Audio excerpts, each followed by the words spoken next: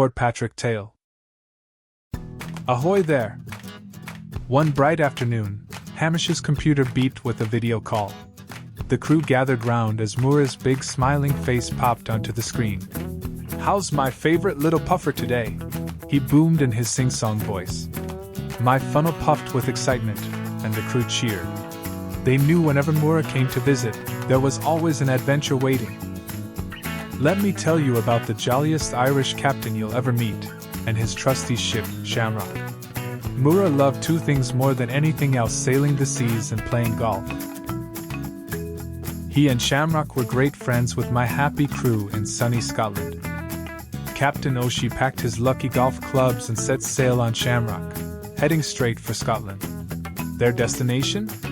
Portpatrick, a pretty little harbor town with a famous golf course, and a few spooky mysteries too. Hamish showed off his shiny new golf clubs on the quayside, swinging them dramatically while Mac made a funny comment. "They might be for stirring my big bowl of porridge." With excitement in the air, we packed all our essentials. The never-miss putter, guaranteed to sink every putt with a whisper of, "Please!" Bottomless bag o' birdies. No matter how many balls you lost, this bag never ran out. We were ready for the golf trip to Portpatrick, ready for adventure and glory on the green. "For!" Hamish shouted, sending even the seagulls scattering. Tash was eager for the golf trip as well, thrilled to visit Portpatrick, one of his favorite spots. The town was famous for its spooky ghost stories, always added an extra thrill to their adventures. He couldn't resist dancing a wee jig. As the golden sun dipped behind the horizon, the crew of the Shamrock Ship scurried down into their cabins, chattering excitedly about the adventure ahead. They were ready to set sail on the high seas. Above them, the moon stretched out its silvery light, covering the ocean in a sparkling, magical glow.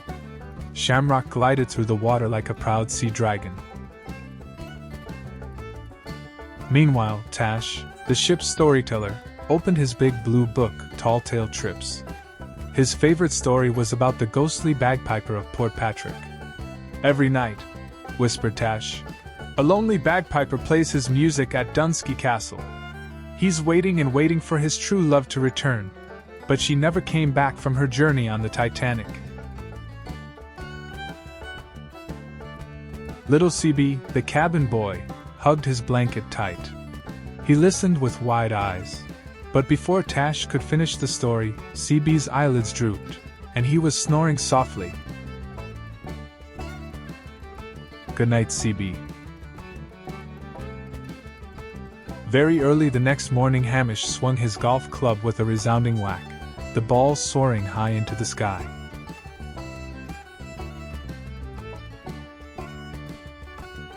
As he lined up his next shot, a mysterious melody drifted across the golf course, carried by the breeze. The trees swayed gently, their leaves rustling in harmony with the tune. Hamish froze, his grip tightening on the club. "What in the world is that?" he murmured, his gaze darting toward the shadowy edge of the course. Pulling out his phone, he quickly recorded the haunting sound to share with the crew. Hamish marched into the hotel, phone in hand, ready to share his strange discovery. "Listen to this," he said, playing the eerie tune for the locals. As the sound echoed through the room, they burst into laughter. "That's the ghost of Dunsky Castle," the innkeeper chuckled. "He plays his pipes to the wind on quiet nights, just his way of keeping the hills company." Hamish raised an eyebrow. "A musical ghost, ye say?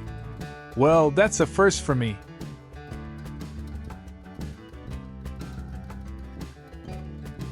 The locals grinned as they shared tales of the castle's resident spirit.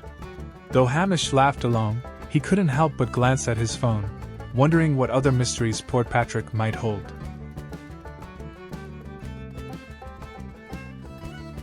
By lunchtime, Shamrock had at last made his way to Portpatrick. I eased into the harbor, ready to greet him for the big golf tournament. Fingers crossed, O'Shea was in peak condition, Hamish was already out on the greens, leading the charge. The shimmering sunlight danced upon the waves, while the seagulls chattered noisily above. Mura and Hamish marched off to play golf. Mura stood tall, swinging his club high. His first shot flew into the sky, higher and higher, and landed perfectly on the green. "Ah, that's the luck o' the Irish," he grinned. On the second hole, Hamish hit the ball with a powerful swing. The golf ball launched into the sky like a fiery comet, streaking across the course with incredible speed. The air seemed to hum as it soared, its path unwavering.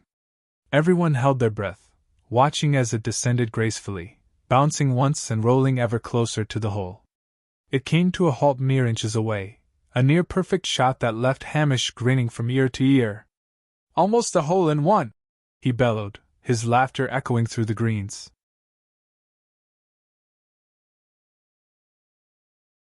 But when they reached the hole, the ball was gone.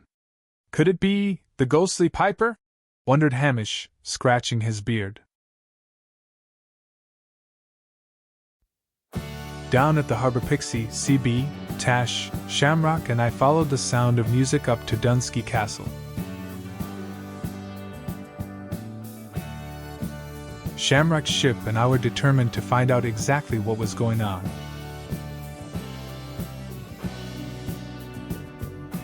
The wind whistled through the ruins, and the waves splashed against the rocks below. We crept closer, hearts thumping. "Not ghosts, but magic," whispered Tash, scribbling notes into his book.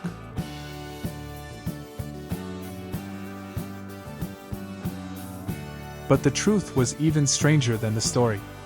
Instead of a ghost, we found magical little creatures splashing in the water, baby kelpies, half horse, half fish, with rainbow scales that shimmered in the sunlight.